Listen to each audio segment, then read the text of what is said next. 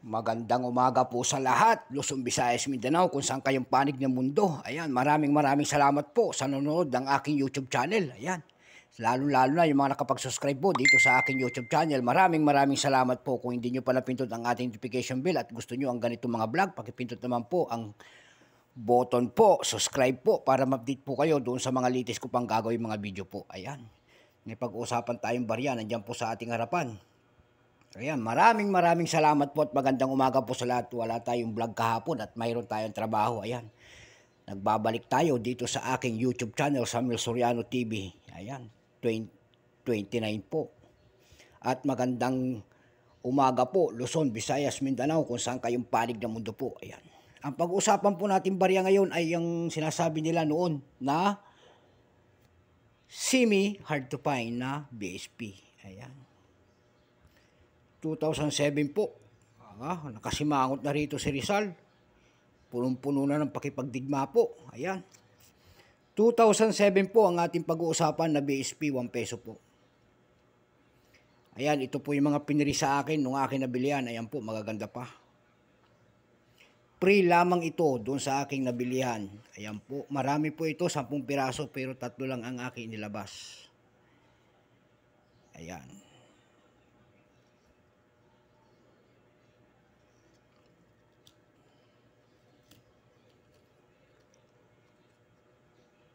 Ayan po, 2007 po ang ating pag-usapan bago tayo magsimula sa ating talakayan. Ayan po, kilalanin muna natin ang coins na ito. Ayan, issue Philippines po. Period, Republic, 1946, up to date po. Ayan, type, standard circulation coins. Ayan po, years, 2003 hanggang 2017. Yung 1995 po nito, hanggang 2003, hiniwalay po nila yung kasi nga po ay non-magnetic. Yung 2003 naman hanggang 2017, magnetic po. Pero yung 2003, napaliwanag ko na po doon sa aking naunang mga video ang pagkakaibahan ng dalawa, magnetic at saka non-magnetic yung 2003. Ayan po. Value po, piso. Ayan. Currency, piso po, 1967, up to date po. Composition, nickel-plated steel, namamagnet, syempre. Tignan natin kung talaga namamagnet siya. Ayan po, magnetic. Magnetic po siya. Ayan, magnetic. Ayan, mayroon po itong bigat na 5.35 grams. May haba po itong 24 mm. May kapal po itong 1.9 mm. Siyempre, ang shape round. Ayan po, orientation, middle alignment po, number N-17107. Ayan po, reference number KM-269A. Ayan po si Andres Bonifacio. Ayan po, Jose Potasio po. Ayan, ang ating magiting na bayani.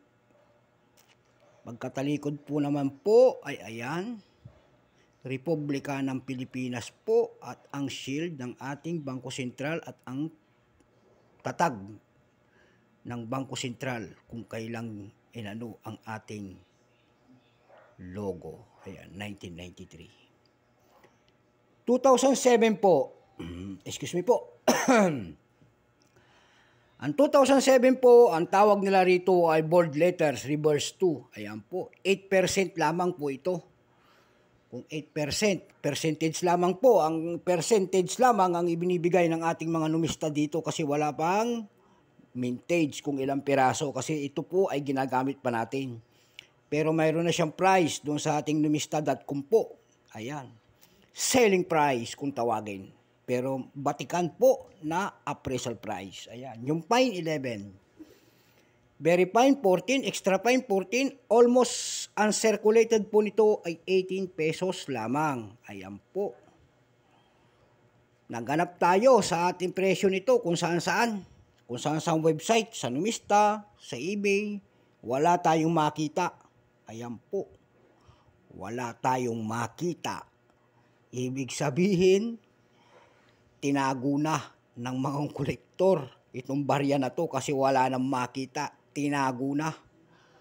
Ayan po, doon po lamang sa carousel.com po tayo nakahanap ng presyo nito. .com, PH po. Carousel, PH po. Ayan. May nagbebenta po doon ng 200 peraso bawat isa. Ayan. Mayroon po nagbebenta po doon. Ang seller po ay si Ricom. Ayan po, Ricom ang kanyang pangalan. Ricom. Ayan, nagbebenta po, seller po. Ang 2007 niya na sinasabi doon ay 15 pesos po. Ang seller po ay si Ricom. Ayan po. Mayroon naman nagbebenta doon sa carousel.com po na coins na ganito na 5,500 po. Ang kanyang seller po ay si JB. Ayan. Kaya hindi natin sabihin na peke. Kasi nga kinuha ko yung nagbebenta ng seller. Si JB po, nagbebenta po. Ang 2017 niya ay 5,500 po. Ayan po. Naliwanagan tayo. Parati kong sinasabi sa mga ganong kalaking halaga naman. Ayan. Kung ito po ay 2007 lamang at ang benta ko rin, ang bili ko naman dito ay ibinigay lang sa akin to. Ayan, ibinigay lang sa akin to pre. Doon sa akin pinagbentahan. Shout out ko na naman yan. Ayan, taga Las Piñas yan. Ayan. Ito po ay pre lamang sa akin. Pero kung ako ang tatanungin po, ayan, dito sa 2017, 7 na ito, ang aking bili po rito, kung sa tutuusin ay 10 pesos pataas. Ayan po. Ayan, 10 pesos pataas kasi wala pa naman naghanap na kolektor yan. Ayan po, kung bukod tangi lamang akong bibili niyan, ako po ay bibili po ng 10 piso per piece. Ayan po.